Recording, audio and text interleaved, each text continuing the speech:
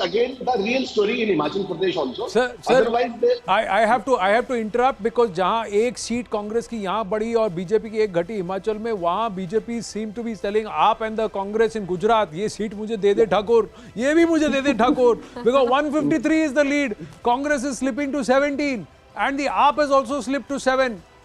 Now Congress has gone up to 18 and it's 152 for the BJP. Look, Gujarat, what is happening? Unbelievable. I mean, to imagine that after 27 years, a party has to come back with not just its own record, but a historic record. The state has not seen any party cross 150. For that to happen, like I said, the BJP is completely maxed out in Saurashtra. It has completely taken over the South Gujarat, the tribal belt in South Gujarat, Central Gujarat, the cooperative belt, North Gujarat, the tribal belt in North Gujarat, completely. It's maxed out in all the regions. Like I said, it can't be attributed to just the Aam Aadmi Party taking away some of the Congress votes. Yes, in Saurashtra, it certainly seems to have hurt the Congress Party, but in the rest of the state, I don't see that factor at play. Let me go back to Griha, who has more details. Yes, Griha. Okay, Zaka, I have an update from Himachal. There is one for the BJP in Bilaspur, 48. BJP has the lead there. And if we look at Shimla rural, Vikramaditya Singh is leading by about 5,000 votes at the moment. That's the update. Third round of counting is currently on.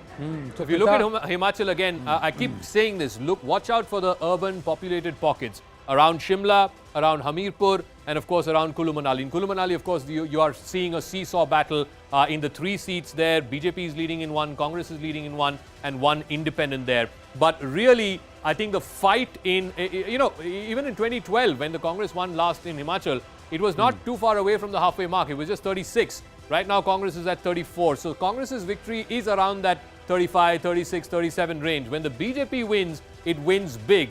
BJP last time had 44. So I think the Congress's victory, if at all it happens in Himachal, is going to be a 36-37 kind of a victory.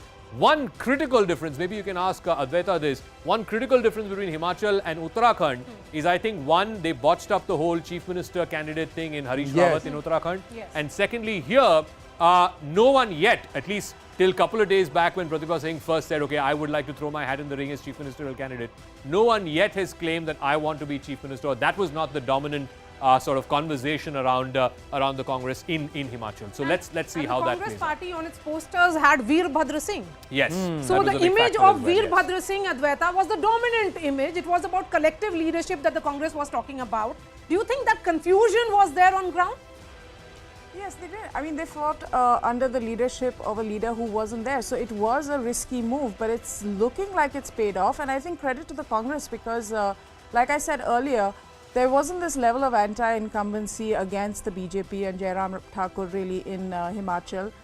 So for them to, pull this off with a leader who's, no longer with us, I think is credible, is really creditable. Although it is a flip-flop state, so that does happen in Himachal, but even then, nonetheless. There were some burning issues. Could they have capitalized more? Could they have made it more intense? And what does it say in terms of the top leadership, active, inactive, what they tried in Gujarat, what they tried in Himachal? Is anything and everything they're trying, is it not working? What is wrong is something, because on ground there is a Congressy voter. There is a Congressy voter who's looking for an option, but he's not finding it and he's disgruntled and perhaps moving away. The other thought for the AAP is, should they have left Himachal halfway or should they have tried to make a little more effort? Plenty of questions that come in, but it should not be. Right now it's 30 and 34 and 4. So Gujarat to tum le lo, Himachal bhi tu rakh le Thakur, aisa nahi hona chahiye. We have to see how things are. But right now let's look at the Gujarat roadmap and the halfway number. Let's go across to the data dome and here roll out the tracks again. And this is the BJP running and out of the frame. That's how it is. That's how far they have run, ladies and gentlemen. It's 152. That number is 152. It's just revised to 151, but they are 150 plus. This is phenomenal. 25 years ke baad, people are coming out and saying, "Tum hi raho aur koi nahi rahega." And look at where the opposition is, so far behind. I keep going back to this. 77 to 92 was a lesser distance to traverse than 99 to 151. Who's put in the effort? And as we look at this, just going across to Nalin Mehta once again and take it into the studio, and then we'll go back to our guests, political guests also on this.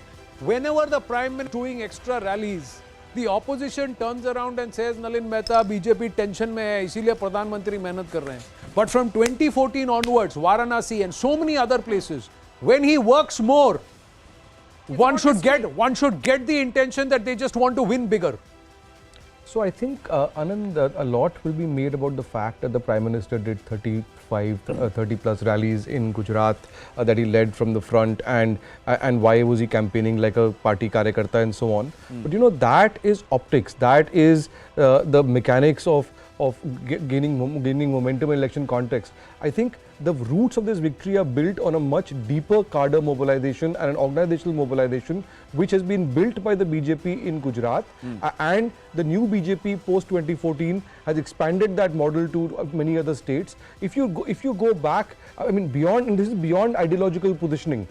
If you're right now, the vote share of BJP as of this moment, if the trends holds, has increased from the last election. This is beyond ideological position. And in fact, this has been part of the Modi model, that fundamentally it's built on a deep Three seats down, now back to 149. Sorry, just quickly doing some changes have happened in the last 10 seconds as you've spoken. Congress back into the 20s. AAP has gained 2 seats to up to 9 in Gujarat. Zaka, on the wall.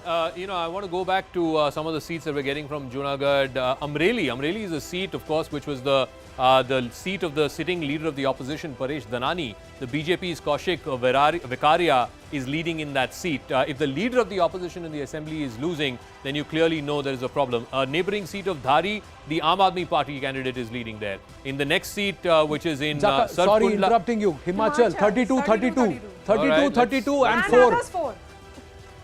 All right, so I think what is happening in Himachal is some of the middle constituencies, which is upper Himachal constituencies, the BJP seems to be doing better. In some of the sparsely populated ones, Lahaul Spiti, Kinnaur, etc., Congress is doing okay. But Congress's real gains are coming from the Shimla belt, where you have almost all the Shimla seats the Congress seems to be doing well in. Some of the Hamirpur belt seats also the Congress seems to be doing well in. So some of the populated parts, the lower Himachal seats as they are, the Congress seems to be doing better. In the upper and central reaches of the state, in the hillier areas, the BJP seems to be doing better. So let's see how this plays out. I think you're going to see a lot of back and forth, and these 4 independents for the last half an hour or so, these 4 have been leading. So and this is similar to what happened in Uttarakhand, if my memory serves me right, that slowly the BJP started inching up and the Congress started slipping. Abhi to Aparajita ji, if this stays 32 and 4, आप कहोगे सरकार तो हमारी है?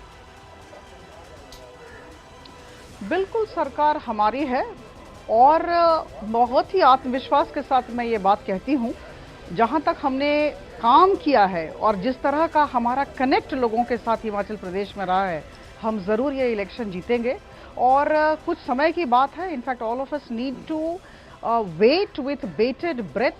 Yes, we thought we'd be doing much better in Himachal, but we would be forming the government, there is no doubt about it. Just wait and watch. In all parts of Himachal, in fact, there are certain parts where we are doing well, in certain parts we are not, but don't forget that we are trying to change the trend. वो जो रिवाज था उसे हम बदल रहे हैं. Earlier, what was the situation? Every 5 years, an incumbent government would go away. पर ये भी मानिए कि आपस में भी लड़ झगड़ रहे हैं. आप ये भी मानिए हिमाचल में भी आपस में लड़ झगड़ रहे हैं. आपके पार्टी में भी काफी कोलाहल है. You are fighting quite a bit. Otherwise, it is not a united front in Himachal. Although there are celebrations coming in from Gujarat at this point, we'll go to those visuals moment the action starts. Yes, Aparajita ji, please complete. Yes, the point is that yes, in 12 seats we have problems, but we know how to handle our people. They are our people ultimately, so please don't forget that. They had certain misgivings, certain levels of discontentment. Our leaders have always been talking with them, and let me tell you, even if they have today contested against us, against our candidates, we are in touch with them and they are very much part of us. That's an important piece of news there, that you are in touch with your rebels as well. Okay, there is a soundbite that is coming of Prahlad Joshi. Let's listen in. इसलिए मुझे लगता है जो Gujarat model हम देश के सामने भी रख रहा है वो भी एक्सेप्ट हो रहा है. तो आई कांग्रेचुलेट, मैं गुजरात के लोगों को भी कांग्रेचुलेट करता हूँ, गुजरात के भारतीय जनता पार्टी के यूनिट को भी कांग्रेचुलेट करता हूँ, हमारे कार्यकर्ता को भी कांग्रेचुलेट करता हूँ. This is one of the ever biggest record history in the election. Parliament is in session. All the leaders of the BJP in particular are inside the house because it's going to begin in another half an hour. By then numbers would have settled more or less. But Nitin Tyagi, जिस तरह से आपने चुनाव लड़ा गुजरात में, you have entered the leaderboard. What about Himachal? क्या आपको लगता है कि अगर मैदान में रहते तो कुछ कर पाते? Can't say about Himachal. The leaders must have actually felt something that we cannot, exert our energies too much, and we cannot, divert our attentions from Gujarat. Obviously, the kind of response that we were getting from Gujarat and with the MCD elections in Delhi, we cannot, divide our resources. We are a very small party. It's one of the smallest parties, and we have been able to make a big impression in Gujarat thanks to the people of Gujarat. We cannot thank them enough actually, and thanks to people of Gujarat, we would now be a your party president in Gujarat seems to have been historic rejected. Day for our party. Your party president in Gujarat seems to have been rejected, but your chief ministerial face Isudan Gadhvi seems to be holding on to his lead. Zaka, quick check. Katargam, Gopal Italia is trailing. Varacha was the other seat where the AAP was hopeful that they would be able to make an inroad. There again, Alpesh Kataria of the Aam Aadmi Party. Both parties are candidates, by the way, and AAP did well in Surat. So the whole hype around AAP was around the Surat belt, but not a single seat out of the 9. So they're getting, BJP is pulled Varacha out. Yeah, BJP so is they were leading hopeful both of in pulling Varacha back, as well as in Varacha. Katargam. Both in Katargam and in Varacha, the BJP is leading. I'm just going to check on Isudan Gadhvi's seat. Isudan Gadhvi is still leading in Khambalia. This is in Saurashtra, of course.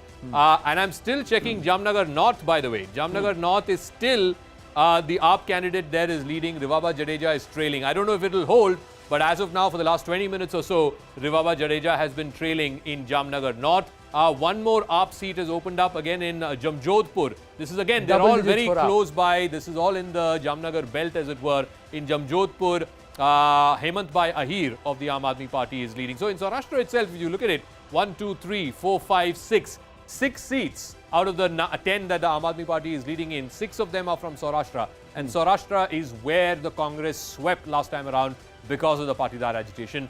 What is working in Saurashtra for AAP is not working in Surat. So it's 20 years of governance, 12 years as the Chief Minister of the state, 8 years as the Prime Minister, which was being discussed in Gujarat. And Zaka, all these bends, I have been around in Gujarat. The running theme was Sab cheez acha hai. A general sense of happiness was there, and it is reflecting in the numbers. It's unbelievable. 149, 150 if the BJP ends up with. It is unbelievable. I don't think in the history of India, maybe the left in Bengal, but even the left in Bengal, in the fag end of the last 5, 7, 10 years, they were losing majorities, they were losing their seat share and vote share. For a party to be in power for almost 30 years in a state and then come back with a historic mandate, a mandate that the state has never seen in the last 50, 60 years of its existence, that is unbelievable. A quick word from Nalin, because Nalin's covered the state before we go back to Anand. Nalin, 149 is where Gujarat is, BJP Gujarat is at right now. It's an unbelievable statistic for me. Absolutely, Zaka. I mean, if these numbers hold, it's going to be the biggest victory in Gujarat since the Congress triumph of 1985, which was the greatest triumph in Gujarat before that. I think what is really striking to me is if there are two stories in this election, it is that one, the BJP is not only benefiting from the division of the opposition vote, its own vote share has increased. So that, I think, is story number one in this election, and which is a remarkable achievement. The second story is that the AAP is breaking into Congress vote banks, but not in urban areas, in rural areas and in tribal areas. If you look at the urban map of Gujarat, the 3 big cities, the BJP is sweeping them, and the Congress is got just a couple of seats there. But if you look at the rural map of Gujarat, that's where the AAP is making those inroads into the Congress bastions, the erstwhile Congress bastions, to be more accurate, where it is crossing a threshold to win some seats. We've got a moment, so I quickly want to savor this. Zaka and Maria, let's just bring in our robotic arm and then paint this picture. If these numbers hold, with the Congress at 19, the BJP at 149, same score as Madhav Singh Solanki, how will the Gujarat Assembly look? Now there you go, the robots have come in. Yeah, there you go. Chaliye bhai. Chaliye set. Let's go up. Aram se. Yeah, this is too far. गिर जाऊंगा एक दिन, मैं सच में कह रहा हूं. Okay, let's quickly focus on this. The beautiful data dome right behind me, and let's just open this out. Lovely, and there you go. That's the whole spread as it will come through, and it's all the 182 seats. Large part of it, way beyond the halfway mark, is all colored saffron. Just look at this, ladies and gentlemen. All colored saffron. 147 is the number that it shows right now. It should go up, not down, and it will hover, flirt between this 145 to 150 number. But look at the dominance that the BJP will have in the Gujarat Assembly. Will there be an expansion of cabinet, a rejig? Some of these winners, will they come in? But more importantly, what becomes the national narrative then? For the Congress party, for the AAP.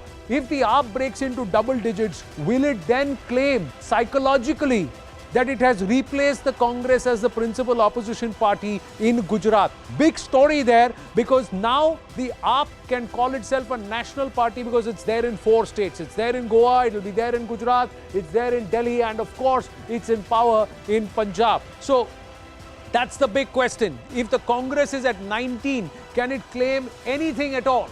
So this story of Gujarat is purely about the BJP's dominance and reign, and it also sets the tone for 2024. Himachal, whether or not the BJP retains, notwithstanding, if it retains in this current scenario at 31 and 4 rebels and 33, that's a different story. But this, ladies and gentlemen, is phenomenal. It's historic, and the world will have to sit up and take notice what Prime Minister Narendra Modi and his team have been able to achieve after 25 years of being in power in Gujarat as a political party, and also the PM Modi as the chief minister earlier. So this is just the story that everybody will be talking about. A case study in itself, a 4%, if not more, increase in vote share. What does that talk about? Phenomenal. And across the board sweep. That's what's happened. Not just 1-2 pockets of Gujarat which has shouldered the BJP. It's just blanket sweep across the board, decimating the opposition. Let's just go back down to Zaka and Maria and take this story forward, ladies and gentlemen. Aadaiye, wapas, settle ho jaiye, and then there we go. Coming down slowly. Let me just get back between my dominance, Zaka. This is complete dominance in Absolutely. politics of the state of Gujarat.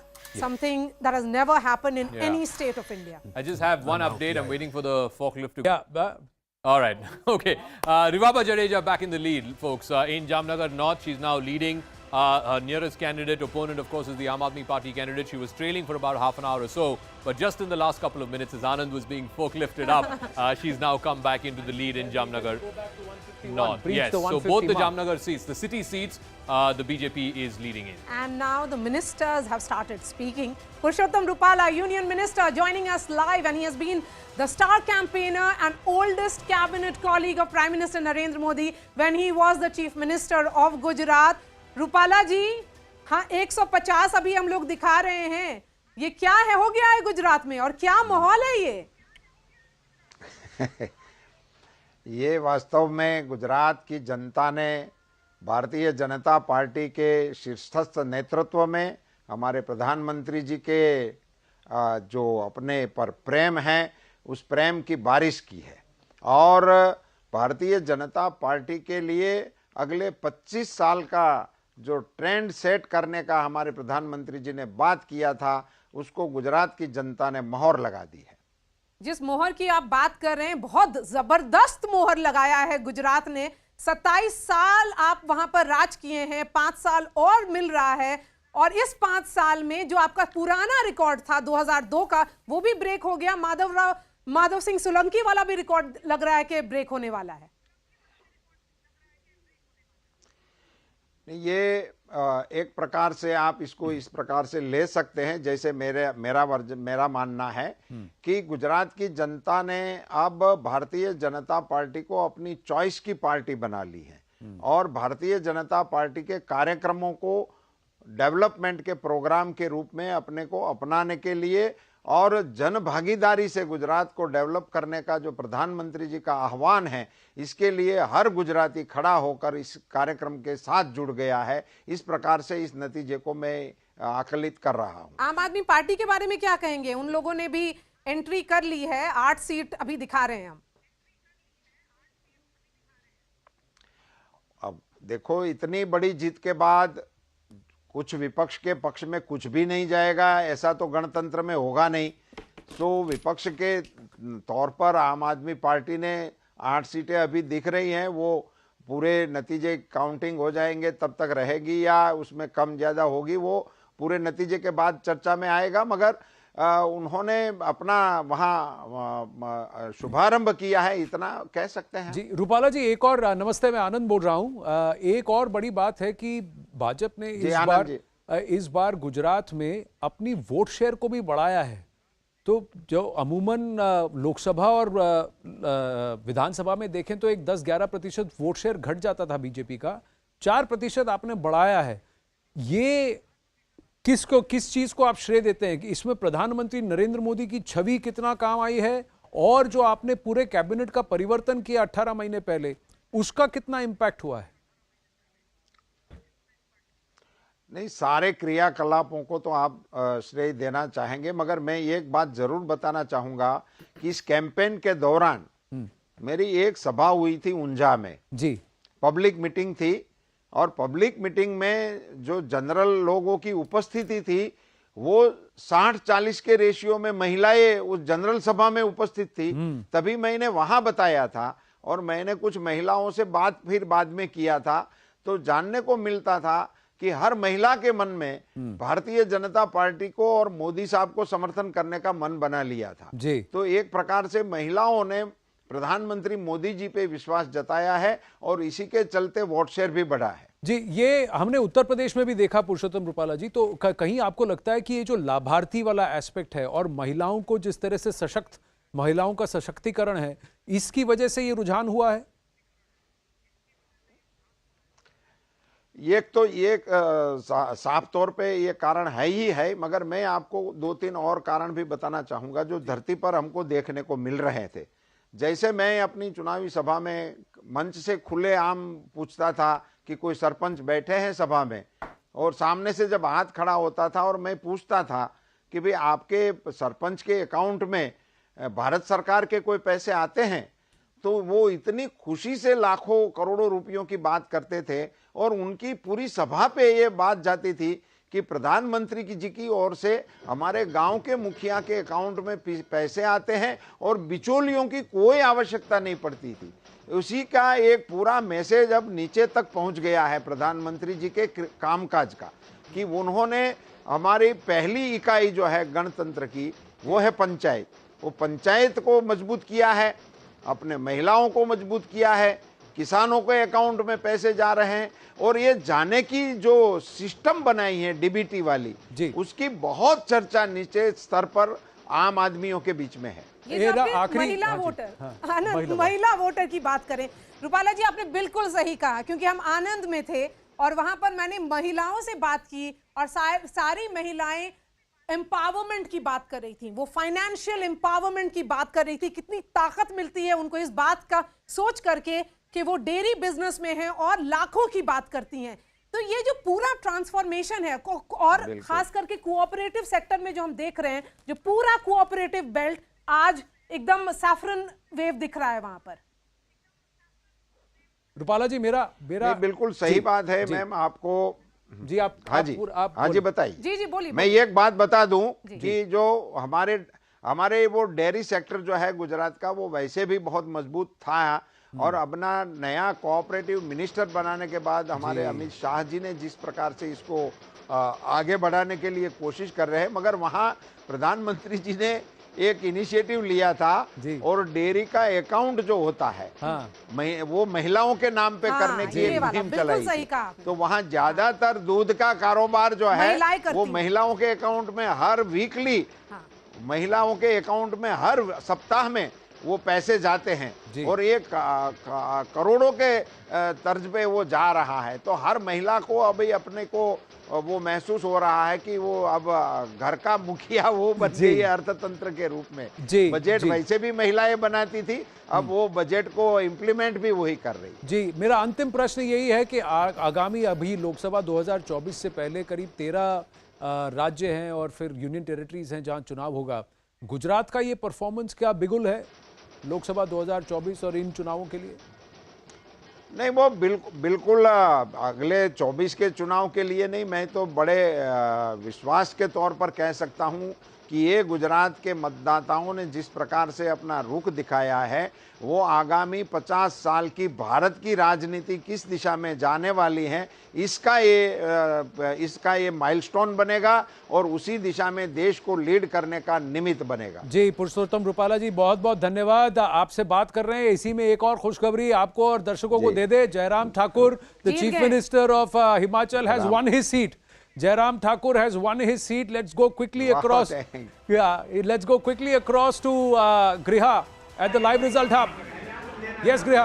Yeah, we are absolutely. We are getting this input. We are still confirming. However, we have confirmed it by the reporter. Now he's saying that Jairam Thakur has in fact won his seat. So that's the update. आपको update आया है अभी कि जयराम ठाकुर जीत चुके हैं और अभी उसको क्रॉस चेक किया जा रहा है. Okay, all right. So that is what we are picking in from the live results. Himachal के numbers बदल गए हैं. Yeah, it's BJP 33, Congress 32, and this is the Siraj seat where Jairam Thakur, the Chief Minister, is the sitting Chief Minister. From there, it's a Thakur-dominated seat. It's a BJP stronghold.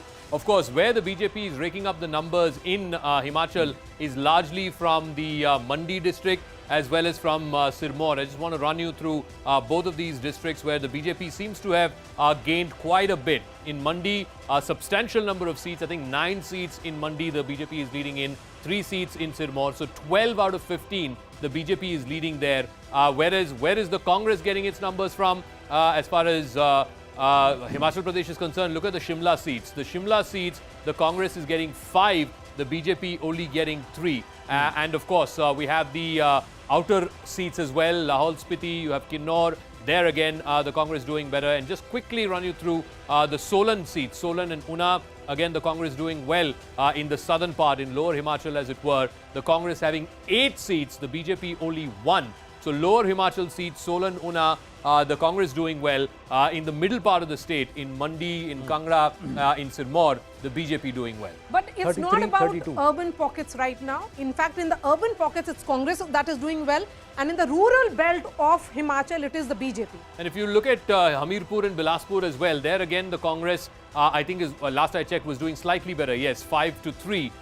This again is important. Again, populated pockets, Hamirpur, Bilaspur, Shimla, of course, the capital, where again the Congress was doing well. But in the middle part, in Mandi, in Sirmaur, in Kangra, that's where the BJP seems to be doing well. And mind you, these are all Thakur-dominated belts as well. One of the other good things that's happened is the independent candidate, there were 4 who were leading, now it's come down to 3. I suspect one of the seats is a fight between a BJP rebel and a sitting and a BJP candidate, and therefore I think you might see that figure coming down as well. I said this to you guys last time as well, that the number of independents comes down, the BJP does better. The number of independents goes up, the Congress does better. The only pollster who said it's a dead house, that is today's Chanakya, said 33 and 33. It seems to be hovering around that number because the Congress and the BJP are actually flipping. While we were going across Susaka on the wall, it was the BJP which was ahead. Now it's the Congress with its nose ahead just by 1 seat, ladies and gentlemen. This is how it's translating. Himachal seems to be the one where there will be a dead heat. But Prime Minister Narendra Modi, the BJP, breaking not just their own record, but breaking all records. Breaking all records if these leads stay, and they are slowly consolidating into wins. Even pockets where earlier BJP candidates were trailing, they are now gradually winning. Alpesh Thakur is leading from Gandhinagar South. Hardik Patel is leading from Viramgam. So all those, that entire triumvirate out of that, Jignesh Mewani is trailing. Gopal Italia of the Aam Aadmi Party trailing. The BJP celebrating. Dol baj rahe hain, nagade baj rahe hain. Auntie-jis are also dancing along with the uncles. Everybody is outside there celebrating. Pallavi Ghosh is joining us at this point. Pallavi, whereabouts are you? Well, I'm right over here because there's a parliament session also going on, but clearly the parliament will today focus on the electoral results in Gujarat as well as in Himachal Pradesh. I mean, if you're going to talk quickly about Gujarat, the performance of the Congress party, I'm not very surprised because I spent over 21 days and I would watch that the Congress party was actually not doing much on the ground. There were local state leaders who were complaining of the fact that they are parachuting of leaders from the centre, which even the BJP does. But the BJP also gives the importance to the state or the local leaders. The Congress party just doesn't do that. Second, a complete disinterested campaign. It's like they had already accepted the fact कि हमारा कुछ नहीं होगा, so why should we even make that effort to campaign? And third, they kept on asking that if Rahul Gandhi was in neighborhood Maharashtra, what stopped him from carrying the yatra at least to the belts where the Congress party has been traditionally strong, the tribal, the rural and the Saurashtra area. What the Congress party of course is hoping for, and they're all eyes glued, is what is going to happen in Himachal Pradesh, because that would be a saving grace. But beyond that, two important quick points. Rahul Gandhi just did not campaign, but Priyanka Gandhi Vadra extensively campaigned in Himachal Pradesh. Should the Congress party win in Himachal Pradesh, will it be Priyanka Gandhi's time in the sense within the Congress party? Because remember, the woman card just does not work for her and the Congress in UP. And then Priyanka Gandhi Vadra, if she's able to swing it for her party in Himachal, where I think the Congress certainly did run a pretty well-organized campaign, focus on local leadership, importance to local leaders, not making personal attacks on the Prime Minister.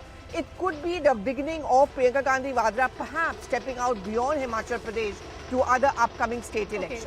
Zaka and Anand, 155 for the BJP. Do you think it will touch 160? Because if you are looking at history, it is only history. It's not about not just that, but look at no, it's an outright rejection of the opposition. Other parties, completely. The AAP and the Congress put together is, if it is at 23, it's an outright rejection of the opposition parties. That's what we are saying. You know, when we started, we were saying 1:3, 1:4. Now it's 1:10. Yeah. 1:10 for every one seat the Congress has won, the BJP has won 9 more. This is unimaginable, something which has happened in Indian politics, which we are not able to figure out, which Nalin Mehta, the analysts are not able to understand what exactly is this phenomena. This is Okay, Griha has an update first.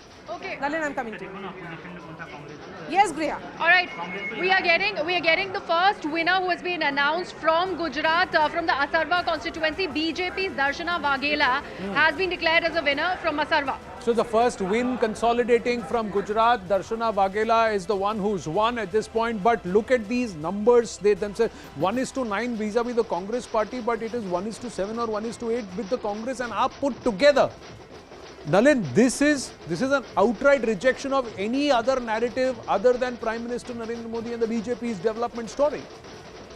In Gujarat, yes, because the BJP's vote share has increased. It's not just a beneficiary of the split in the opposition. It's gone up vote. one more, 155 now. Yeah, sorry. Yes. So, before the election, a lot of people thought it will be a BJP landslide because of the opposition split. The story in this election is different. There is an opposition split. The AAP is the beneficiary of it, gate crashing into the Congress's vote bank. But the BJP has increased. Yes. And that tells you the resilience of the party cadre and the organization that the new BJP has built in Gujarat. Modi has been the architect of that. You know, a lot has been made about these 30+ rallies Modi has done, Amit Shah, this carpet bombing, this 25 days that the PM has overall spent in Gujarat. But there is that is just the optics. There is a far deeper mobilization that goes below that and is built on the back of a very painstaking brickwork and organizational and cadre structure, which is deepening its roots. It's not receding; it's deepening its roots. And this is an unprecedented story. The fact that the BJP has taken back the complete Saurashtra, tribal belt bhi वापस आ गया, महिलाएं तो साथ में हैं ही. This Sangathan that we keep talking about, Sangathan, the party which believes in its organizational strength. Rashid, for all the talks of that silent campaign ही नहीं दिख रहा है अगर 16 पर है कांग्रेस तो. Yes, Maria. Actually, as Nalin was saying, the blow is to the Congress is twofold. One is the increase of vote share. That means several caste groups, social groups, etc. have left the Congress and joined the BJP vote bank, which was not the case earlier. And of course, a big push from tribal voters, etc.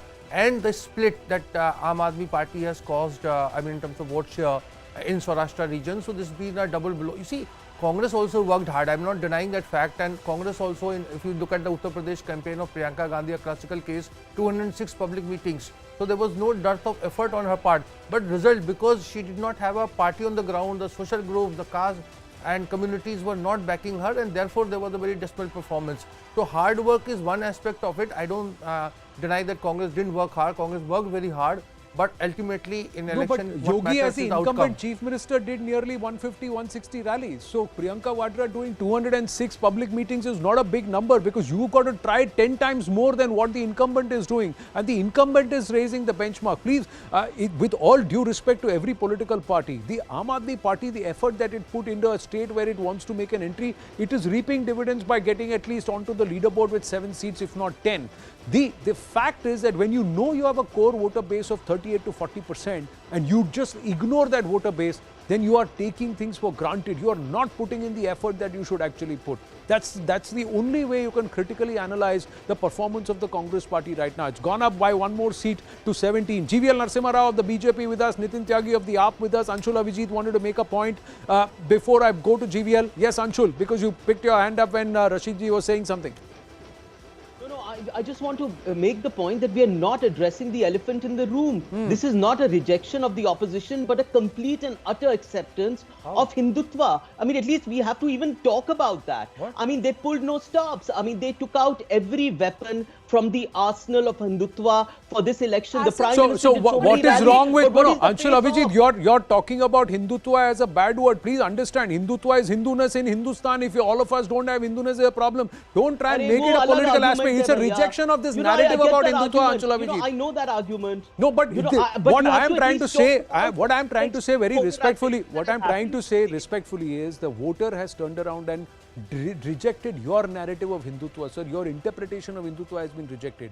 What the voter whatever it is, there was extreme polarization in this. No, it's not. People across caste and communities have come out and voted. Across classes have come out. The Muslim-dominated seats, and I take Ahmedabad as an example. Last time Congress had 4 out of the 16, BJP had 12. This time Congress has only 1. Inside walled city, just 1 seat. The Muslim-dominated seats, there are 12. BJP has won 9. They've increased their tally by 3 in the Muslim-dominated seats. So this idea of polarization working for the BJP, that's, I think, a narrative that's way past its sell-by date. And also, Zaka, if you look at the women on ground, if you look at the general narrative on ground, they were talking about infrastructure. Yeah. They were talking about massive digitalization. Let's understand. You know, Anshul, is there a disconnect between the voters and the Congress party? Because you are talking about a kind of politics which may have existed in India several decades ago.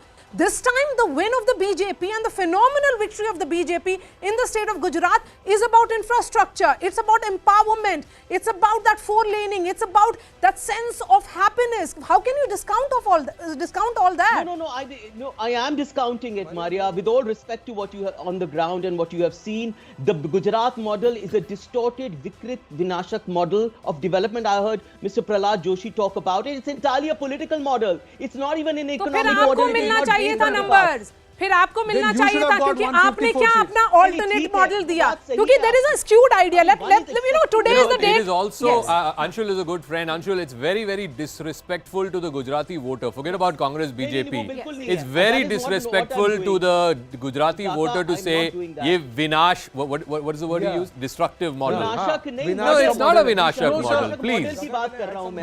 No, please understand. When the whole message at the cooperative movement where 36 lakh women are associated with is that it's not about class, caste. It's whoever comes first gives their milk first. Everybody stands in the same line.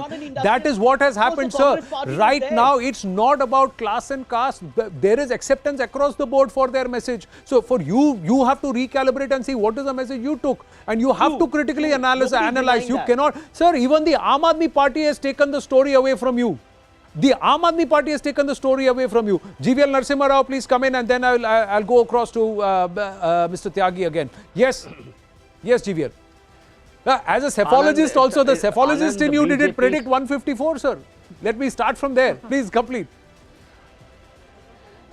No, my estimate was 145. This was what we discussed. I don't know if Maria got to hear about this in the because of some friends in the media also got to hear what my predictions were. But we were always bullish.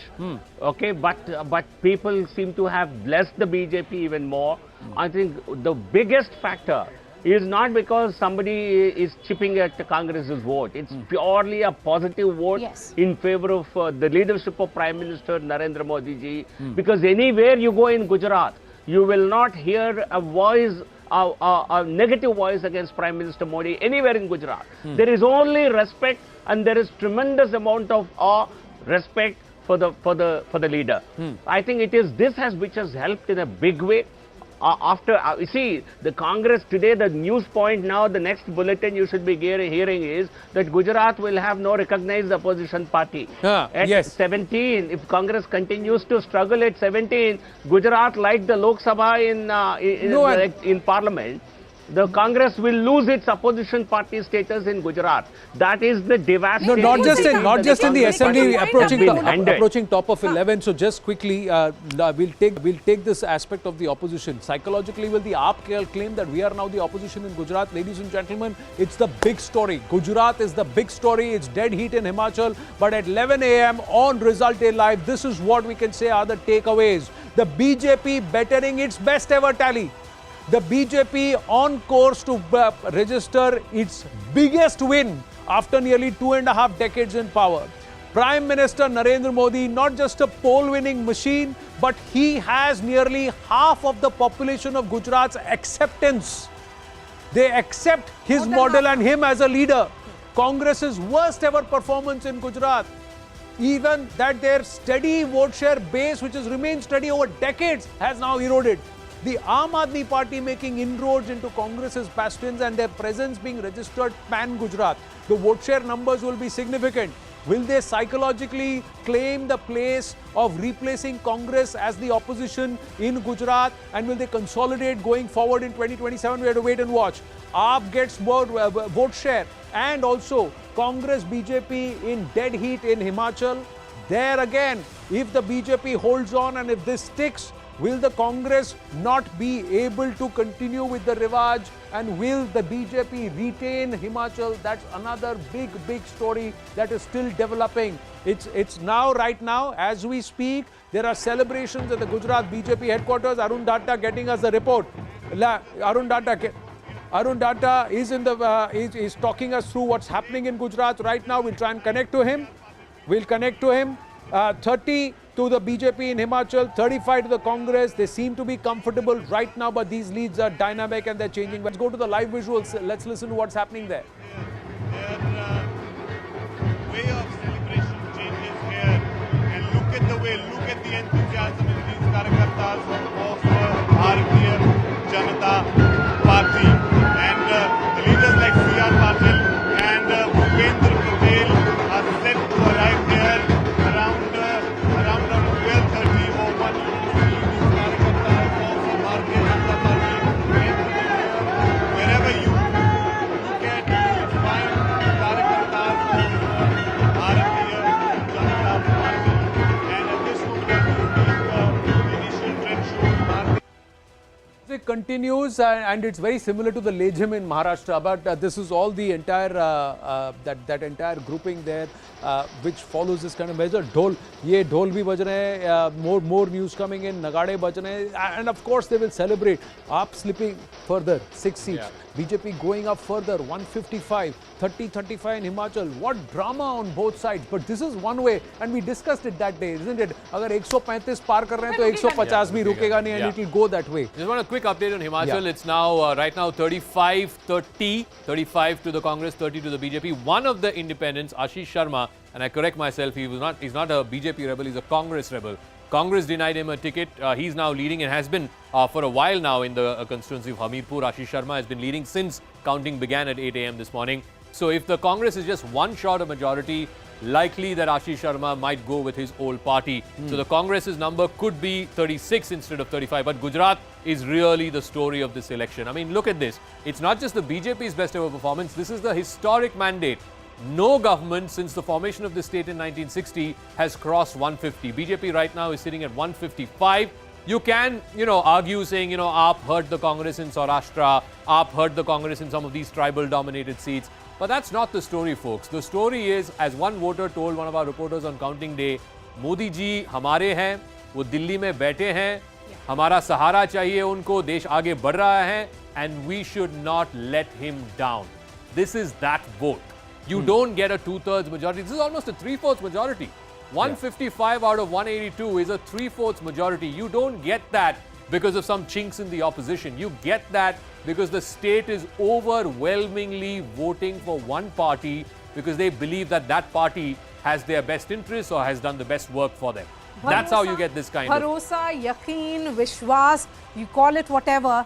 This is the Modi voter which has said that he's sitting in Delhi. He has been talking about my model. He has been talking about the Gujarat model. And he deserves that strength that comes from the roots.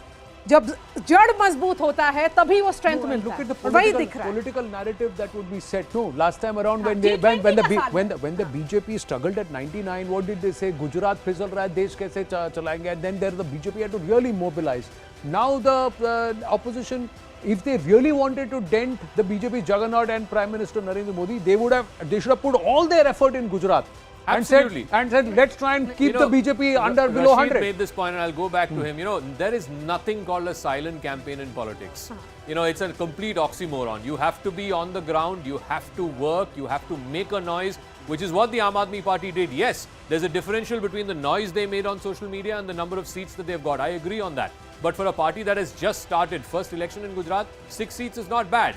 The point is, even if you go back to the last election, Rashid, everybody talks about Patidar agitation, Hardik Patel, pass, so on and so forth, that helped the Congress in Saurashtra. But people tend to forget, for 3 months in 2017, in the run-up to Gujarat polls, Rahul Gandhi was camped in Gujarat. He was there. He was on ground. He was camped in Gujarat for 3 months. Where was he this time around? Nothing stopped him from making Bharat Jodo Yatra go into Gujarat. He went there for 1 day, addressed 2 rallies, and that's it. What is this silent campaign? There is no such thing as a silent campaign. Rashid. All right, he can't hear me. Anshul is there. Anshul, take that. I mean, you're a politician. Come on. Let's be very, very clear. All right, we've got Arun Dhanta there. Yeah, Arun Dhanta with live pictures.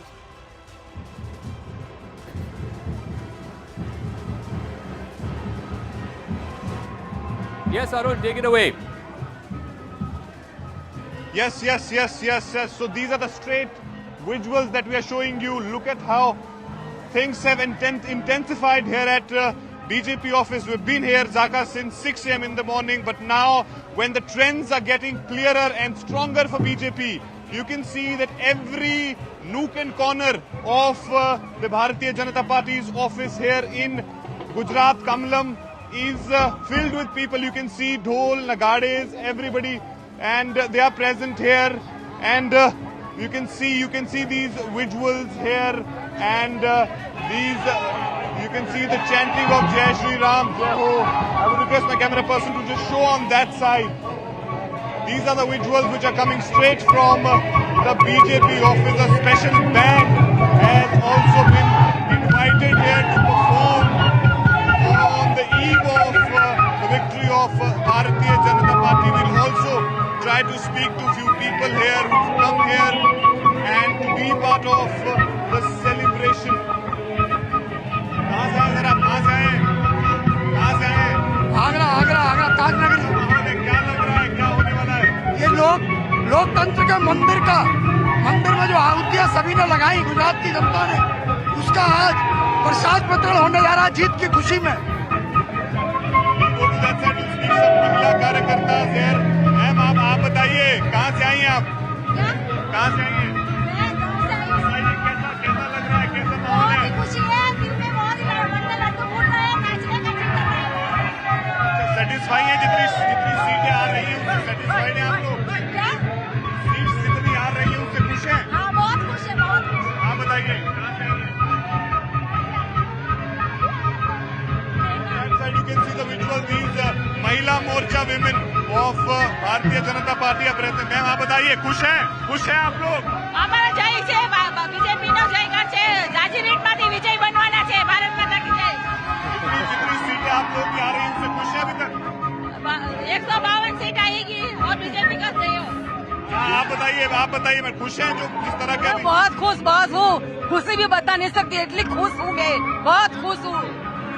आप बताइए कैसा लग रहा है आपकी जीत? अच्छा, 150 plus बहुत सब उत्साह है। कार्यकर्ताओं का मेहनत रंग लाया, कार्यकर्ताओं का मेहनत रंग लाया है, is what he is saying on ground. Where people are watching the election results here. बताइए कहाँ से है? 155. 155 is the score, and that's what we are saying. Plenty of celebrations will happen. That story in itself will sets the tone, and we have to build up to Lok Sabha 2024 because that's what it is. And the other aspect is you don't take your constituency lightly. You don't take anybody for granted. And that's the lesson we have to learn from Prime Minister Narendra Modi. And at no point has he taken it for granted. Imagine the kind of effort. The Prime Minister has been in and out of Gujarat, inaugurating multiple projects for the last 6 months. Home Minister Amit Shah was parked in Gujarat for the last 1.5 months. And Zafar Islam was with him in Ahmedabad. I met him in Ahmedabad. Zafar Islam, ये तो आप लोग के expectation से भी बड़ा number आ गया. 155. Well, if you can recollect, Maria, I had mentioned to you that we will create history this time. First of all, I want to thank the people of Gujarat for having reposed confidence in our leadership, have given a lot of love and affection to our leadership, and particularly to the Prime Minister. And we had said that if we will not be surprised if we exceed even 150 number. The indications are what it is today. Right now, it's 155. And that suggests that we will create history this time, and Congress party will also create history, but having the lowest number of seats in Gujarat. And all this is possible. मुझे बताइए, what do you think are the factors that worked for you? And the biggest factor in Prime Minister Modi, क्या-क्या factors है? आप गिनाइए हमें. See, the differentiating factor between us and Congress, that we have prioritized Pradesh, they have prioritized Parivar. We have always worked for the people of Gujarat, for their welfare and for the welfare of the state. We have always done everything good for the state in terms of the developmental project which we have launched and worked for in the interest of the state, while they have always prioritized party and their leadership. And that's why today Parivar and the leadership are the one who have benefited in Gujarat and elsewhere. That's why people of Gujarat have recognized that this party, Bharatiya Janata Party, even after 27 years, there is a sense of pro-incumbency because we use government only as a platform to serve the people. We have demonstrated it, and that is something which has worked for us. That we are only as government is only as a medium to serve the people, and that's what we have done in the last 27 years. And we have won the confidence of the people and the Ashirwad, the blessing of this is Anand here. This is Anand here. There are celebrations and Anand among the BJP Karyakartas all around. But most importantly, look at the women Karyakartas. It's the women who are leading the celebration across the board.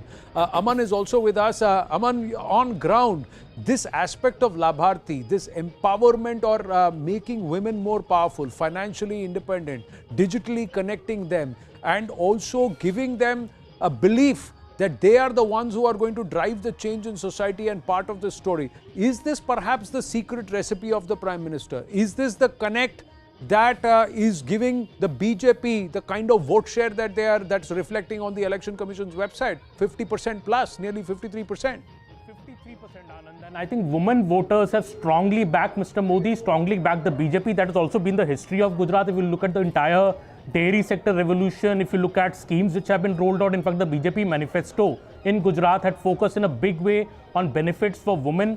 In a way, the Stree Shakti concept that Mr. Modi has adopted in many states, it is most visible, I think, in Gujarat, and that is what has really helped the party to come up with this huge success. Also, you know, the Modi magic. So if you traveled in Gujarat, Anand, you would have seen these posters all over saying security, safety, peace. This is the line that the BJP sold in Gujarat with Mr. Modi as the face. That the Gujarat is peaceful for the last 20 years, since 2002. This, I think, of a woman voter is also very much concerned that there should be peace in society, there should be a feeling of sense, safety and security. You also see how BJP this time, Anand, has swept not just the urban seats, even the rural seats of Saurashtra as well as the tribal belt. This also shows that the schemes of the Modi government, be it free cylinders, be it Swachh Bharat, be it the free rations during the COVID pandemic, have impacted the people on the ground. It has reached every person, and that is the reason that women, even in the tribal belt, in the rural belt areas where BJP was not strong in 2017 election, even the tribal belt has always voted for the Congress in Gujarat. You know, the point that you're trying to make, there's a difference between Labhartis and those who saw that as freebies. So the Aam Aadmi Party had said कि मैं 1500 रुपए दूंगा. यहाँ पर when you meet the women of Gujarat, they were saying that there is a party which has delivered. उन्होंने promise किया और deliver किया है अभी तक. Why shouldn't we trust them? Absolutely, Mare. I think the Gujarat has clearly rejected this freebie model. Yes. If we can, that is very clear in this election. Gujarat has adopted the empowerment model, the model of beneficial development schemes actually reaching Gujarat. In fact, me and Maria had written a piece earlier on how the transformative changes that have come in Gujarat under Mr. Modi since 2002, you know, be it in the dairy sector, be it in other sectors, be it women empowerment, be it water of Narmada reaching every home. You know, these are transformative changes which are bringing returns to the BJP, and in this election we are seeing it at full might. You know, not just the Congress has been decimated, a 54% vote share, Anand, shows that the overwhelming majority of the state is backing Mr. Modi. They still see Mr. Modi as the face. Mr. Modi may have gone to Delhi 8 years back, but if you spoke to any voter in Gujarat, they said, "Hum son of the soil, But that is Modi ke liye also vote because dalenge." Prime Minister Narendra Modi continues to be invested in Gujarat. He's never forgotten Gujarat or taken Gujarat for granted. He may be an MP from Varanasi now, so if he's adopted Varanasi and he's done a lot for Varanasi, he's come back and said, "I will never forget Gujarat and I will always do that." See, that is the kind of investment you need to give back to your roots and never forget it. The other part, Zaka, as you know, on the wall, earlier on in the morning, there were certain pockets where you thought that the BJP will still will suffer. But urban, rural and rural, all of it, it's a sweep. Just to take you through the rural seats. Now the BJP, this is where it hurt them last time around. The rural seats, they were not doing well. But look at Saurashtra, sea of orange here. Look at central Gujarat. This is the cooperative belt that we were talking about. This is Anand, Kheda, that belt, the Amul belt as it's called, the milk cooperative belt. Again, huge gains for the BJP. Then you go up north, Mehsana, Patan, Sabarkanta, Banaskanta, again, both the tribal belt as well as the north belt. Again, the BJP doing phenomenally well. I think in the rural seats, 79, almost 80 seats to the BJP, only 11 to the Congress party. Just compare this with 2017. Look at 2017 and how it was a different picture altogether. It was 53 to the Congress in the rural belt, primarily from Saurashtra, but some in North Gujarat as well, and 39 to the BJP. That is completely flipped now. The rural seats firmly with the BJP, almost 80 seats. It's a gain of 40 seats compared to 2017. The Congress going down 42 seats. So everything that the Congress lost, the BJP has absorbed and then some more. Aam Aadmi Party has hurt the Congress in the rural seats. I think this is primarily in Saurashtra. I think two strands that are emerging as far as the AAP and the division in the opposition vote is. One in Saurashtra, clearly some amount of the rural vote has gone to the Aam Aadmi Party, and the other, one seat in South Gujarat, one seat in North Gujarat, tribal reserved seats. The AAP is currently leading in. Tribal votes used to be the Congress's strength, certainly in the last election, and historically it has been. Again, there it seems like a good chunk of people are willing to give the AAP a chance. So AAP has hurt Congress in its traditional pockets. And would you say 2017 to now, Zaka and Murray, I'm just keeping it in the studio before we take it out, all the implementation of the Labharti schemes, those 2 years of COVID, the direct benefit transfer, Jan Dhan accounts, money going in, the dairy milk cards which have happened, ration in every house. This is embedding welfare into the house and empowering the person who's a pillar of the household, that is a woman. I'm reminded of the conversation I had with Mittal Ben. I'm thinking of Meena Ben, and also these women that I have interacted with. Anand, they were talking about double graduates, okay? They were talking about कि मेरे घर में जो पैसा है वो मेरा है and I'm running the house. Imagine that sense of empowerment which comes and which is very different from what I've seen in other states. And of course that faith that this is the government which has delivered. Mittal Ben in fact told me कि अब cooperative ministry जो है अमित शाह चलाते हैं, तो अगर prime minister मजबूत होंगे तो वो अमित शाह को मजबूत करेंगे और अमित शाह हमको मजबूत करेंगे. Correct, because cooperative was part of industries. It was segregated, brought out as a separate cooperative ministry, and there is so much work that's happening on the cooperative movement. Melinda Gates also giving a thumbs up to what's been achieved in the last 7 years since she came here. She said empowering of women, financial independence of women, women having dreams that they want to spend money for their child's education and for their own enterprise. All of that was manifest in Gujarat, ladies and gentlemen, and that's why this halfway race is no race at all. It's like the others are still at the starting block, whereas the BJP is raced ahead. What we are seeing this right now is Himachal, where the Congress seems to be just there at that halfway number and perhaps a little beyond with 36. And that's where they seem to be currently placed. At this point, if this holds, then the Congress will form government in Himachal, but only just. They are going to be on tenterhooks. This is going to be nervous moments for the Congress party. The leaders are in a huddle. They will want to herd away their MLAs. The BJP would want to break into the 30s. If the BJP is at 29 and with the support of the independents, they are in to try and form government or retain power in Himachal. So the Rivaj will continue and of course the Sarkar will change. Akash is now joining us from Himachal. Akash, what's the update on ground? What's the buzz?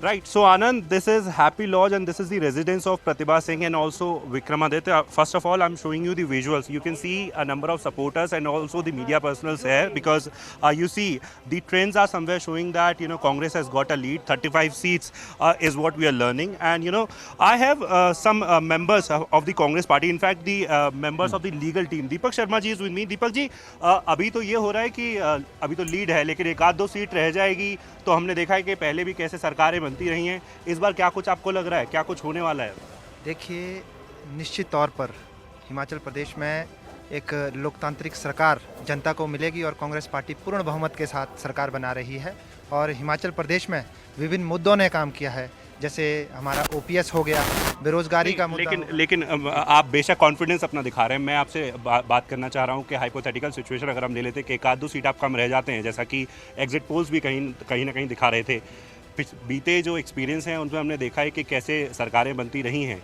यहाँ हिमाचल में क्या कुछ होने वाला है हालांकि हिमाचल की history ऐसी नहीं है देखिए हिमाचल प्रदेश में जो है वो लोकतांत्रिक सरकार प्रदेश को मिलेगी और जो इंडिपेंडेंट जीत कर आएंगे देखिए उनको बस ये पूछिए कि अभी 36 सीटें हैं 36 सीटों में सरकार स्टेबल रहेगी 34 हाफे है 36 अभी कांग्रेस के पाले में है 36 में क्या सरकार स्टेबल रहेगी मान लीजिए एक इंडिपेंडेंट भी उनके साथ जुड़ जाता है तो 37 सीटों में सरकार स्टेबल रहेगी 37 से ज्यादा की उम्मीद है कि यहीं पे आके सुई रुकेगी तो मैं दरअसल ये जानना चाह रहा हूँ कि हमने देखा कि किस तरह से इंडिपेंडेंट आपके भी लोग थे जो इंडिपेंडेंट लड़ रहे हैं बीजेपी के भी लोग हैं इंडिपेंडेंट लड़ रहे हैं कुल 25 सीटें थी जानना ये चाहता हूँ कि अगर आपके पास 36 भी नंबर आ जाता है तो क्या श्योर हैं कि टूटेंगे नहीं विधायक या स्टेबल रहेगी आपकी गवर्नमेंट देखिए ये हिमाचल प्रदेश है ये देवभूमि है यहाँ लोगों ने कांग्रेस के हक में वोट किया है और साफ तौर पे बीजेपी के खिलाफ वोट किया है हिमाचल प्रदेश में जो है रुपयों की राजनीति नहीं चलेगी इन्होंने यूपी में खरीदा होगा बिहार में खरीदा होगा लेकिन हिमाचल प्रदेश में यहाँ देवभूमि है यहाँ लोगों का आस्था पे विश्वास है यहाँ बिकने पे जो है कोई भी विधायक नहीं बिकेगा और ये मेरा आपसे आश्वस्त होकर why will they want to herd them away if they are not worried well let's see because Himachal is still topsy-turvy the margin of victory or the margin of votes between is going to be very close so we'll have to wait till all rounds are over 68 counting centers big news coming through at this point ladies and gentlemen Prime Minister Narendra Modi will be reaching the BJP headquarters post 6:30 p.m. this evening. Prime Minister Narendra Modi will be reaching the BJP headquarters post 6:30 p.m. It's a victory lap and a big celebration and we can expect the Prime Minister to not just address the gathering but more importantly he will speak to the people of Gujarat because what they have returned for him उनकी झोली भर दी है सीटों से झोली भर दी है आशीर्वाद से झोली भर दी है that's exactly what they have done the people of Gujarat have done because this return is something which the BJP is also not expected Griha is now joining us with more. Yes, Griha. Right, Anand, even though we are giving Congress the leads when it comes to Himachal Pradesh, right now there has been result declaration in like 4 seats. All of them are going to the BJP. The latest one is Anil Sharma of the BJP winning from Mandi 33 constituency. And the fourth one is from the Karsog constituency, another win for BJP. So 4 victories for BJP that have been registered from Himachal Pradesh. I'm going to make a request to you when we come back next. Can you please collate a list of the tight fights? Which are the 8 or 10 seats where the margin of difference between the leader and the challenger is less than say about 300 or 500 votes because that's where the story will be. Abhijit Majumdar is there with us in the studio. We also have Rohan Gupta of the Congress Party, Nimita Rastogi of the AAP with us, Syed Zafar Islam continues to stay on, Rashid Kidwai is also with us, Zaka Jacob is with us here back on the wall and Himachal Pradesh. Swinging the last half an hour or so. One is the seat of Dehra where an independent Hoshiar Singh is leading there. That's swinging between Independent and BJP. You also have another seat in Banjar, which is again in rural Kulu Manali, where the INC's Kimi Ram is right now leading. It could go to that independent who was there. And also one, Ashish Sharma, who used to be in the Congress. He was denied a ticket in Hamirpur seat as an independent. He is now leading there.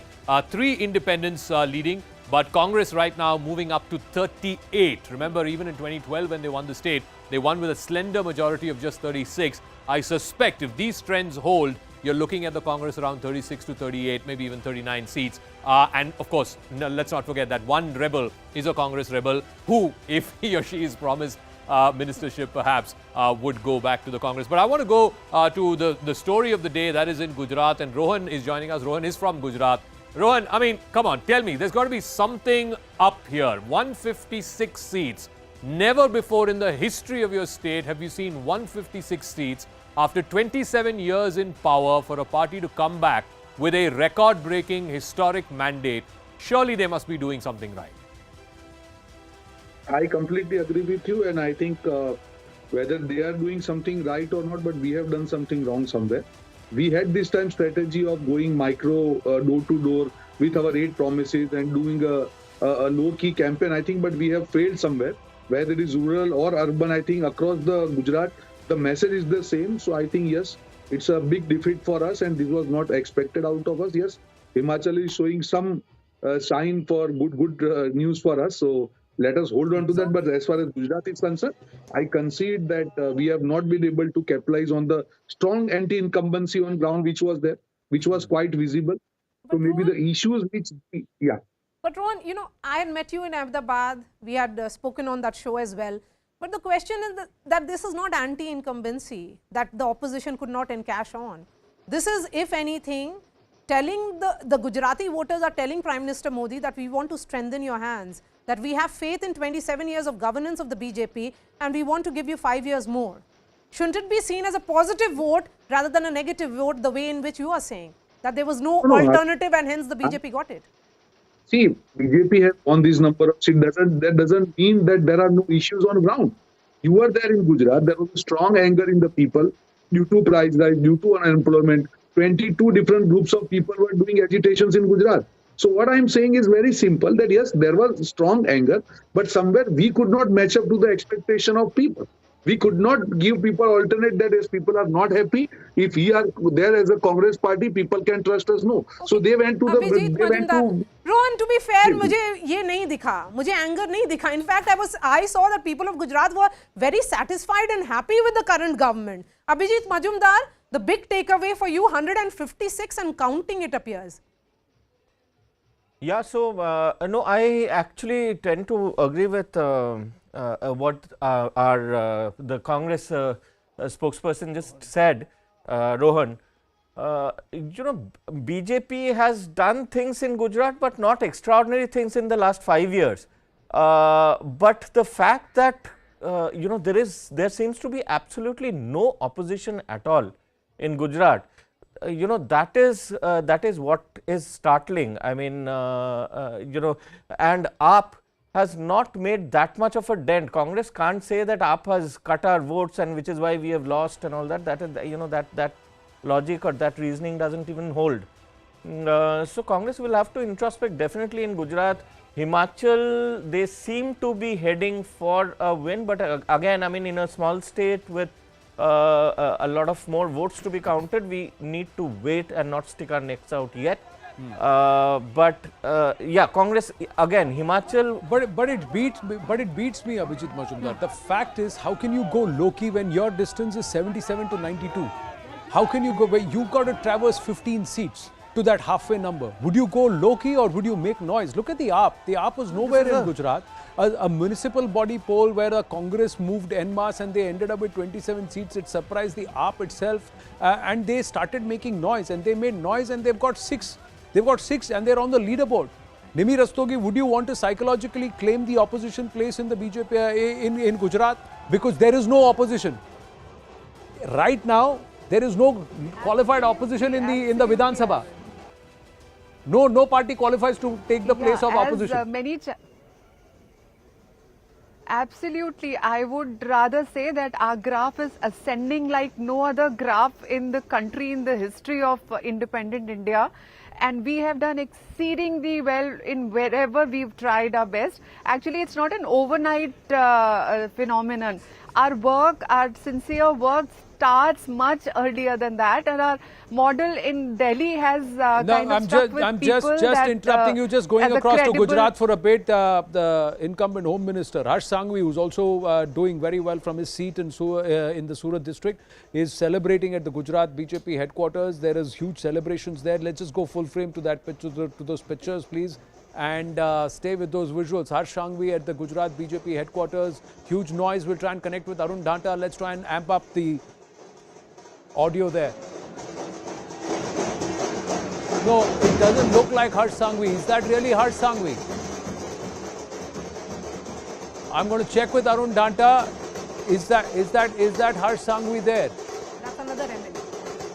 No, it's that's not Harsh Sanghvi. Harsh is still, we are given to understand he was actually going to be in his constituency in the morning and come towards Ahmedabad only towards the afternoon. So we're going to check again. So it's just celebrations at the Gujarat BJP headquarters. Even in Surat, of the 9 seats, he's in Surat, 8 seats the BJP is leading in. See, last time around they struggled. They struggled, and this time they were worried about 2 seats, that is Varacha and also in Mandvi. Now, one of the seats, so they were hoping to get 8 out of 9, and Varacha was a concern because the AAP candidate was strong. But in Varacha, the PM's Alpesh rally Kataria actually swung things. Yeah, Alpesh Kataria is a Patidar candidate. Of course, this is where it started for the Aam Aadmi Party, the Surat Municipal Corporation elections. He is trailing.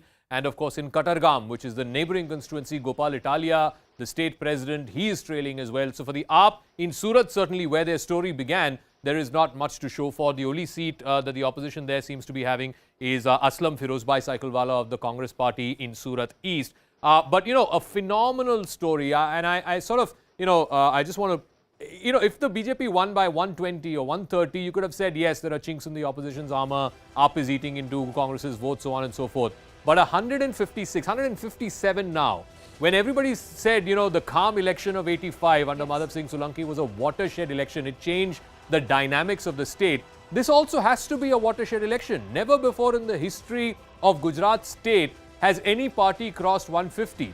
It's got to be more than just, a divided opposition. I think this is, like I said, a vote pro-incumbency, a vote affirming the Gujarat model of development, and most importantly, I think the Gujarati voter is telling the BJP, Modi साहब दिल्ली में बैठे हैं, देश आगे बढ़ रहा है, उनको हमारा सहारा चाहिए, and we should be with him now. This is a message, I think, as you said, झोला भर दिया उन्होंने. No, not just That's that. exactly what They've also said that right now in the mind of the voter, there is no alternative. No, there is nobody who can replace Modi. It's not even about there's no alternative. There's no reason to replace Prime Minister Narendra Modi, and the confidence is with him. We may have cribs, but the cribs can also be addressed by him. I again that's feel the that level. it's 158. This is touching 160 now.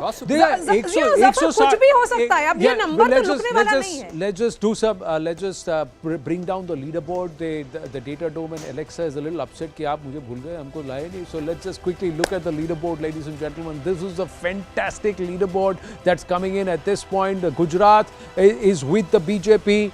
And in absolute majority, close to about 158. Over in Himachal Pradesh, the Congress now looking much more comfortable and in position to form the government comfortably there, inching towards that 40 number. I remember Hemant Atri telling me 38 से 43 के बीच में आके कांग्रेस रुकेगी. 39 पे अभी है. Will there be a little bit of a change? We'll have to wait and watch. But it is 26 and 39. Let's try and go across to our reporter on ground.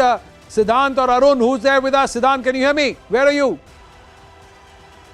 Yes, I can hear you, Anand.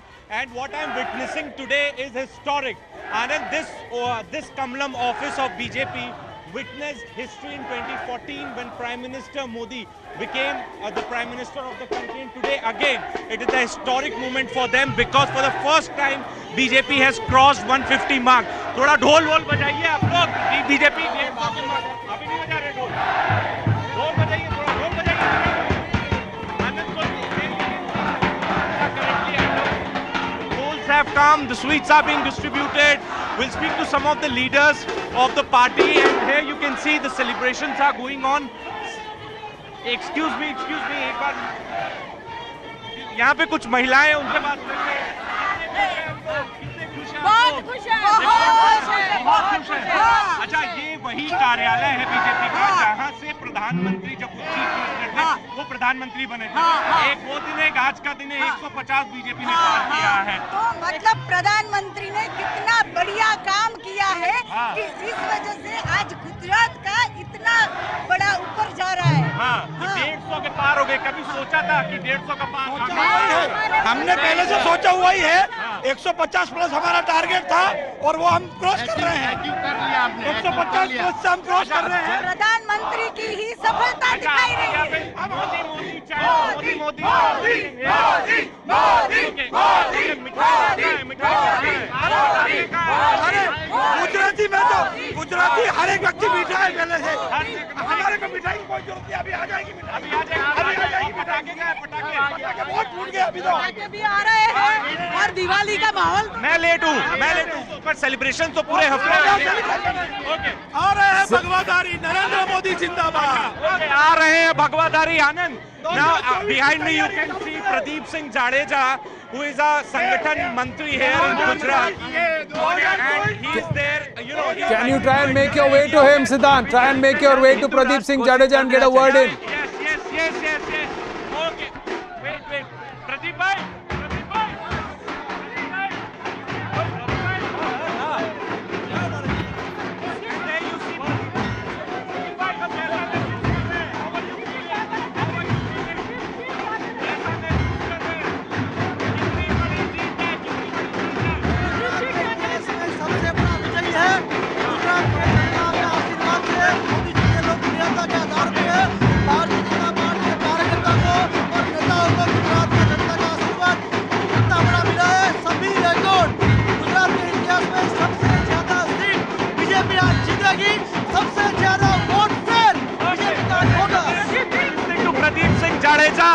Celebrations are underway. We are at the custom office, and you know it's getting really difficult for me to come out from this crowd. Well, it is going to get all the more hectic and busy right now at this point. Siddhant, I'm just pulling away. I'll come back to you, swing back to you. Just, ladies and gentlemen, back in November, Union Home Minister Amit Shah, while speaking to our group editor-in-chief, Rahul Joshi, had said that BJP अब की बार प्रचंड बहुमत के साथ और एक record तोड़ जीत दर्ज करेगी गुजरात में. Listen into what he had to say. कितनी सीट देते हैं गुजरात में आप भारतीय जनता पार्टी को? इतना निश्चित कह सकता हूं कि भारतीय जनता पार्टी यहां पर अपने सभी चुनावी रिकॉर्ड तोड़कर सर्वाधिक सीट और सर्वाधिक मत प्राप्त कर विजयी बनेगी और प्रचंड बहुमत के साथ यहां पर हम सरकार बनेंगे. Important part was Sarvadhik seat, that means most number of seats, but Sarvadhik Bahumat, most maximum vote share in a Vidhan Sabha, and that's exactly at 54% it's pointing to. He said, apne sabhi record tod ke. So he parked or hedged his bets, saying 127 or 149, even in between that, it will be BJP's best ever. But this has breached that 149 of Madhav Singh Solanki, and it's come to about nearly 160 seats. 159, 15 and 5. Look at that, ladies and gentlemen. The decimation of the opposition in Gujarat is a big narrative and a big thumbs up for PM Narendra Modi and the BJP under Prime Minister Narendra Modi. Arun Dadda is on ground. Arun, celebrations galore at the Gujarat BJP headquarters. Mahilaएं, Purush and everybody, people from all walks of life. ढोल भी बज रहे हैं, छतरियां घूम रही हैं. भी चल रहा है, अरुण.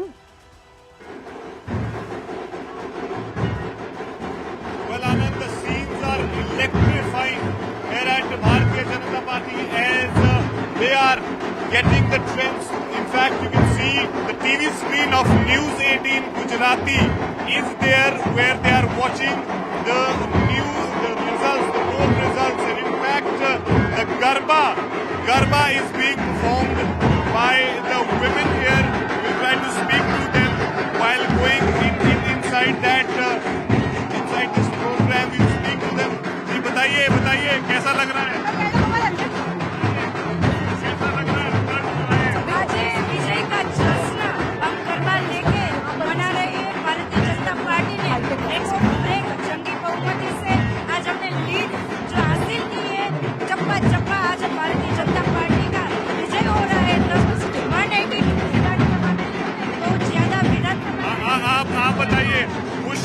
चीजों से खुश हैं? आप खुश हैं? बहुत बहुत खुश हैं, बहुत खुश हैं। हमारी बहुत बड़ी Well, we'll stay with these visuals, but going across to our guests in the studio also. Nalin, garvo ramiye.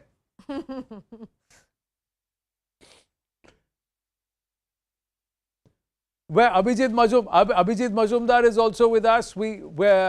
We try and go across to our guest, Adwaita Kala, with us in the studio at this point. Adwaita, the celebrations, the ladies breaking into Garba. If you're going to have, you have to be in Gujarat and you want to celebrate, then the natural step is Garba. So are you also feeling like joining them? I believe there's quite a bit of banter going on in the studio. Well, yeah, we are discussing things, and you know, we have to keep it interesting because it's such a walkover in Gujarat. There isn't much to analyze here, so we're you know, trying to look for things to talk about. You know, Himachal again. I think there's a lesson there for the BJP in Himachal. The kind of you know, difference as of now, 26 and 39 in such a small state, points to something that has gone terribly wrong for them, because there wasn't that anti-incumbency sentiment. So is it the rebel factor? Is it the factor that there was a lot of infighting that has brought the BJP down in Himachal? And I think BJP has really been its own worst enemy in the state. What's the difference, Adwaita? You come from Uttarakhand. We were all saying Uttarakhand also, the Congress might come back. What's the difference between what happened in Uttarakhand 6 months ago and what happened in neighbouring Himachal today?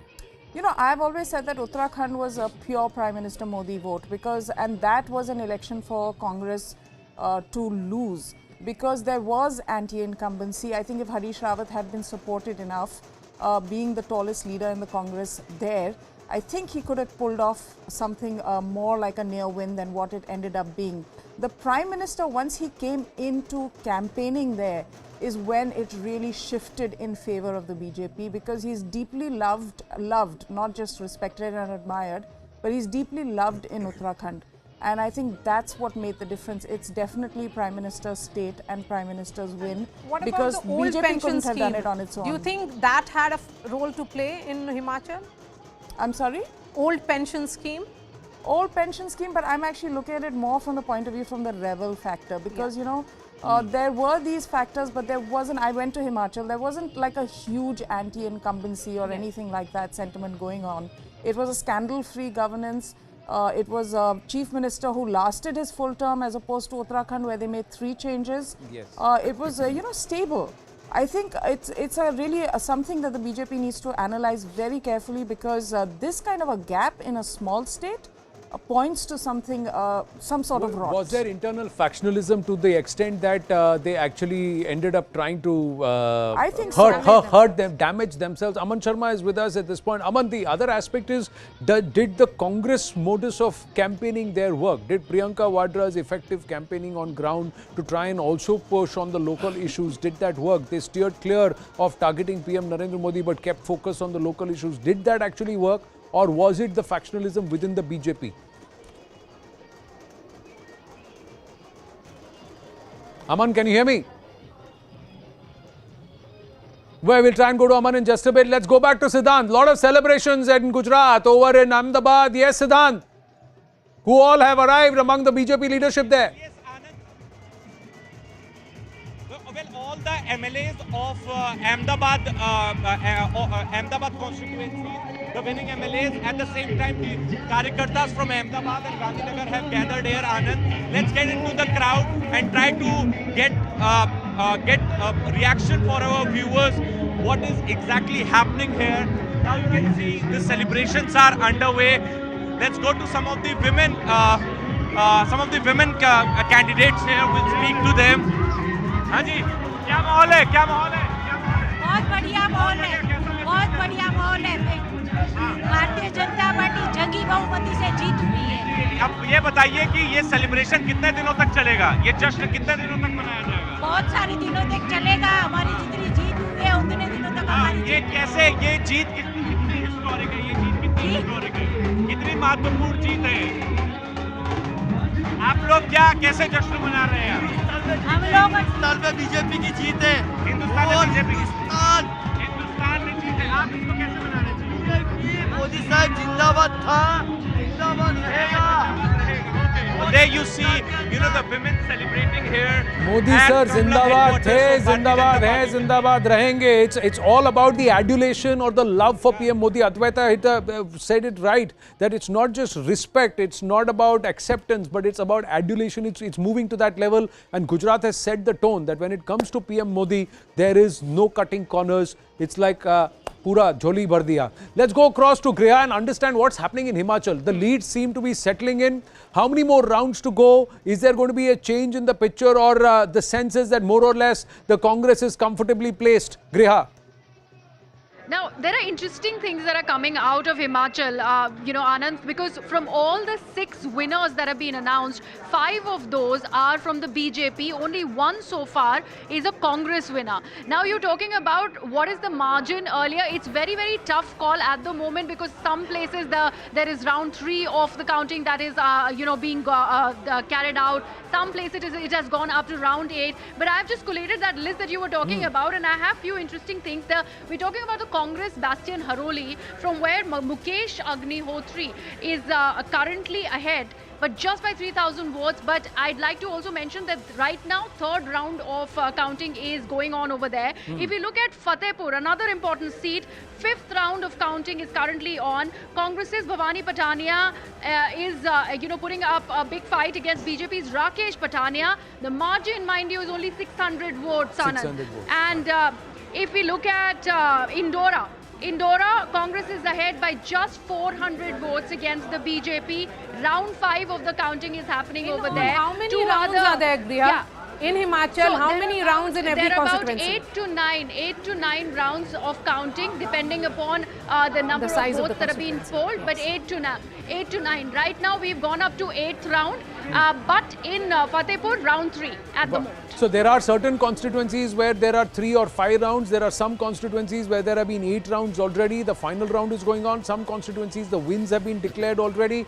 Aman Sharma is with us. Aman, can you hear me? Yeah. The phenomenal aspect is about how the BJP went about its campaigning in Gujarat, and the leadership was focused. It was unanimous. Was there factionalism in Himachal? You were in Himachal. Was the Congress's method of campaigning and what Priyanka Vadra did, was that effective? The fact that there was no factionalism or there was no face to the leader, did that make a difference? Well, if Congress wins in Himachal, I would call it the first electoral success of Priyanka Gandhi and a vote for the old pension scheme. I think Congress ran a very good campaign in Himachal. Priyanka Gandhi doing these rallies, the connect with women, and especially I think the old pension scheme promise in Himachal, Anand, it is the employees who make the government. As we heard on the ground when we went, it said कर्मचारी ही हिमाचल में सरकार बनाते हैं और बदलते हैं. The old pension scheme was a very, very strong promise. Priyanka Gandhi said it from every stage, and BJP stand on the old pension scheme was very ambivalent. Some leaders said, okay, we'll set up a committee. Some leaders said it has physical costs, we can't do it. But the Congress promise on old pension scheme, I think, has swung the state for the Congress. There was also this anti-incumbency and this cyclic change of power in Himachal, which happens every time. So that was also a factor against the BJP, though BJP had a very clear CM face. I think the Congress played it smartly by not declaring a CM face. So, the factionalism between, Pratibha Singh and Sukhu, that didn't emerge, at least till now, and they fought a collective election. I think that has what has swung the state for the Congress in Himachal. Rahul Gandhi couldn't go there, but I think Priyanka Gandhi's rallies, I attended one of those rallies, and I think her campaign was very simple, because BJP was saying old pension scheme can't be implemented. Okay, there's a fiscal cost, but Priyanka Gandhi said no. It has been implemented in Rajasthan, it has been implemented in Jharkhand, in Chhattisgarh, and we will do it in the first cabinet meeting when we come to power in Himachal. So that promise was very, very clear. I think that has what helped the Congress take this lead in Himachal, and if these leads hold, I think Congress would be very happy with the result which is coming in Himachal. Though there are things, independents are there. I think what also costed them, Anand, is the 21 BJP rebels. Yeah, I just want to run on the independents number, because right now the 3 who are leading, one of them is a ex-Congress candidate, Ashish Sharma. This is from the constituency of Ashish Sharma from Hamirpur. He was denied a Congress ticket, so likely that if the Congress is at 38, 39, past the halfway mark, likely that he will go with the Congress and not necessarily with the BJP. The other 2 are BJP rebels from Dehra. Hoshiar Singh is an independent who is fighting, and of course in this constituency of Nalagarh, which is in Solan, KL Thakur again, a BJP rebel. So the number of rebels is actually lower. If you go back and check in 2012 when the Congress won, when Veerbhadra Singh became Chief Minister, again it was just a slender majority. They were 36, the BJP was 26. Right now, the Congress is 39, BJP 26. And like I said, one of these rebels likely to go with the Congress. So the Congress number is looking closer to 40. I think one was OPS, which Aman Sharma talked about. I think there was also talk about Agnipath and Agniveer. I think there was some promise that Priyanka Gandhi had made. I'm not sure what it was, but I think that did have resonance. Let's not forget Himachal, Uttarakhand, Haryana. These are all states that send a large number of people to the fore. But in a state where it was largely Veerbhadra Singh versus PK Dhumal, in this case you have a Jairam Thakur. You have a Jairam Thakur. It is JP Nadda's home state. He's the BJP national president. In this case, if you have 21 rebels who are actually fighting the elections, and there was factionalism. Look at those Hamirpur, and those are all bastions of the Dhumals. And there, if the Congress is doing well, then is that rebellion which is reeking off. Syed Zafar Islam, if you are there with us, this is something which the BJP can ill afford. This is then going down the Congress way. That's what's happening. When the Congress was at its point of dominance, factionalism was the undoing. And is that what is happening right now? Look at the Thakur-dominated seats out of 25 seats, and that's a large chunk. Out of 68 seats, 25 are Thakur-dominated. The Congress just one ahead of the BJP. 12 to the Congress, up 4. The BJP down 5 from last time around. So this would have been 16 had they won as per the last time, 25 of the Thakur-dominated seats. Just quickly also, I want to run through the Brahmin-dominated seats, which of course is always Thakur versus Brahmin. The politics there. There the Congress run away, 7-1. BJP down 2, Congress up 2, but 7-1 is what the proportion is in the Brahmin-dominated seats. But I think really in the populous parts of the state, in Shimla, Hamirpur, Bilaspur, in Kulu Manali, there the Congress seems to have won. The BJP largely restricted to that Mandi Kangra belt. So Zafar, what is becoming increasingly clear, and I think Zafar Islam of the BJP is continuing to be with us. Okay, let me take that question to Rohan Gupta. Rohan Gupta, I'm sure you are not looking at Gujarat numbers as much as Himachal, because Himachal is increasingly consolidating for you. Oh, it's just gone back down by 1. Yes. I am looking at both the numbers and I am trying to analyze. See, both the states, our campaign style was similar, right? We went with the local issues, whether it is OPS. Both the states we promised OPS. Both the states we have promised 300 units free electricity. So issues were similar. I think as per my person, see, today is the day of analysis. We have lost Gujarat and we are winning Himachal. This is written. So I don't want to go into politics. But what I feel that the method of communication, what we could do in Himachal, I think somewhere we could not touch as far as Gujarat is there. Our cadre was strong in Gujarat. Our candidates really fought good elections. But at the end of the day, I think the communication part or the credibility part was somewhere missing. And this is what I could analyze as of now. But in Himachal, you also had Priyanka Gandhi Vadra, who was there on ground interacting and holding rallies. In Gujarat, none of your top leaders were present. You are right. Absolutely. I think that is also one of the factors that where Priyanka ji really campaigned very strongly on ground and she was involved in all decisions. I think it now at the end of the day, even if we were denying, but I think it has played important role. I think our head leaders should have been more. Mallikarjun Kharge was there for like 5-6 days, I think. But if more people from our central leadership had been there in Gujarat, I think we would have made difference. But see, I think it's a big defeat. At the end of the day, we need to analyze that.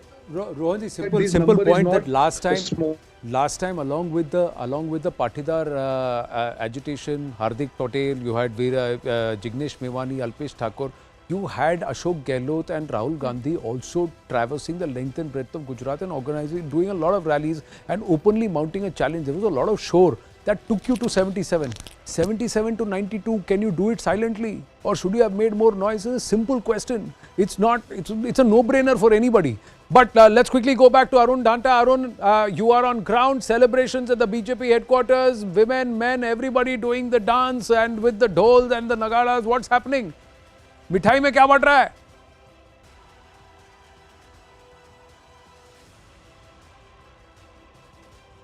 Can you hear me, Arun?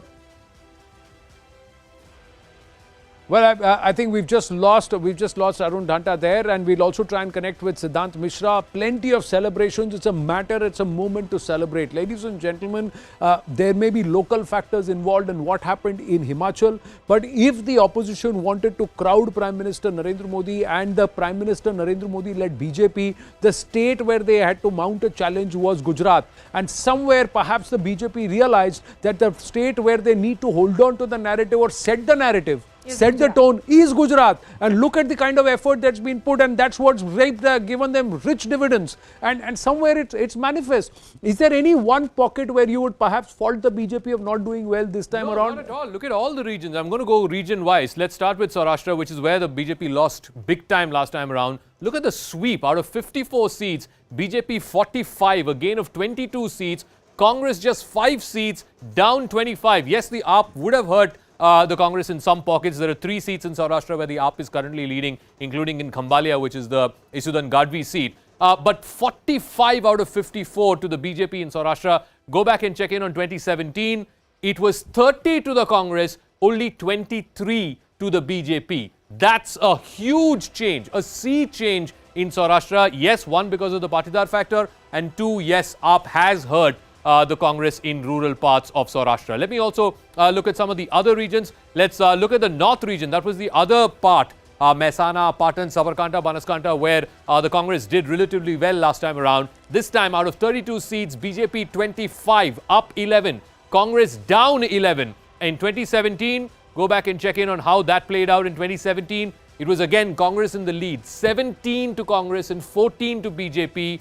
Even though the vote share was lower for the Congress party, this time around, the Congress has gotten decimated in both Saurashtra and in North Gujarat, the 2 parts of the state, the 2 regions of the state where it did reasonably well last time around. So clearly, if you look at the length and breadth of Gujarat, from Saurashtra to South Gujarat to Central Gujarat, North Gujarat, there's not a single pocket where the opposition has any kind of bragging rights. It's the BJP all the way through, across the length and breadth of Gujarat. And like I said, you know, a 159, it could end up at 160. A 160 election, which has never happened in the history of Gujarat, for an incumbent party to come back after 27 years and record a historic mandate. I think this is as much a watershed election, if not more, than the 1985 Madhav Singh Solanki election that we keep talking about. Well, there are certain jokes doing the rounds. One is BJP getting the kind of majority that AAP was claiming at the MCD polls but did not get, and the BJP is getting those numbers. But that aside, it's celebration for the BJP. It's the larger story, ladies and gentlemen. If you